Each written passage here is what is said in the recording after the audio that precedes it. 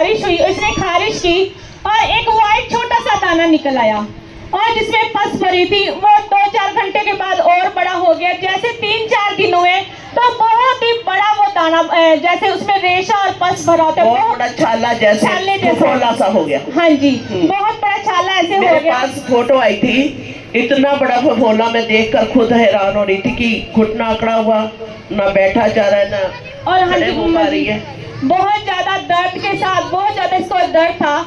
और जब इसको डॉक्टर के पास लेकर गए तो डॉक्टर ने क्या किया, जो रेशा और पस भरी थी उसने निकाल दिया। और जैसे निकालो एक बार वो दब गया और जैसे इसको घर में ले गए 2-3 घंटे बीतने के बाद वो छाला फिर से ऊपर गया, सेम उससे भी बढ़कर हो गया।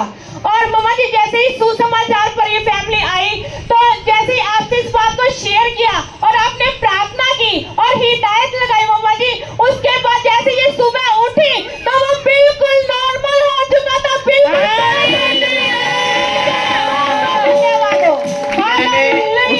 फफोले को देखा था जैसे कोई जहरीला कोई कीड़ा फूंक मारता है, वो सेम ऐसा था, उसमें पॉइजन था, पूरा फूला हुआ था जैसे। और परमेश्वर ने उस फफोले को बिना किसी मेडिसिन के, यस मम्मा जी, प्रभु ने उसको चंगा किया। ये डॉक्टर के पास गए, डॉक्टर ने सुई मारकर वो जब पास निकाला दूसरे दिन सेम भर गया था मम्मा जी, कुछ घंटों के 2-3 घंटों के बाद ही। हाँ जी। और हमें फैमिली को पता भी नहीं था ये क्या समस्या है, लेकिन मम्मा जी को बिल्कुल पता था कि ये क्या था, लेकिन मम्मा जी ने पहले इस बारे में कुछ भी नहीं बताया। लेकिन जब वो ठीक हो गई, उनके हाथ के द्वारा परमेश्वर ने चंगा किया और उसके बाद मम्मा जी ने बताया और बिल्कुल ठीक करने के बाद परमेश्वर के महिमा के लिए धन्यवाद देते कि परमेश्वर ने हमारे ऊपर ऐसे अगुवे ठहराए हैं जो लगातार हमारे बहुत के साथ प्रार्थना कर रहे हैं। परमेश्वर का बहुत बहुत धन्यवाद बड़े छुटकारे के लिए। और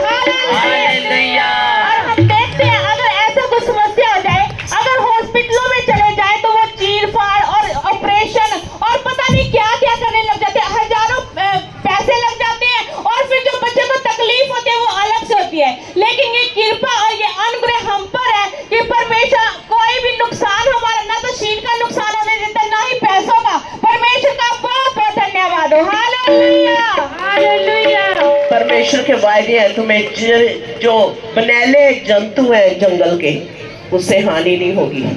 और प्रभु ने उस हानि से बचाया। इतना बड़ा फफोला था और परमेश्वर ने उसे हील कर दिया।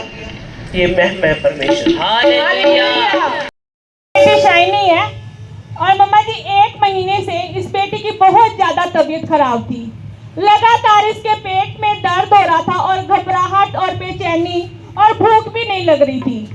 अगर भूख लग रही थी तो खा भी नहीं पा रही थी और प्यास लगती थी तो पानी भी नहीं पी रही थी और वॉमिट भी लगातार साथ साथ आ रही थी।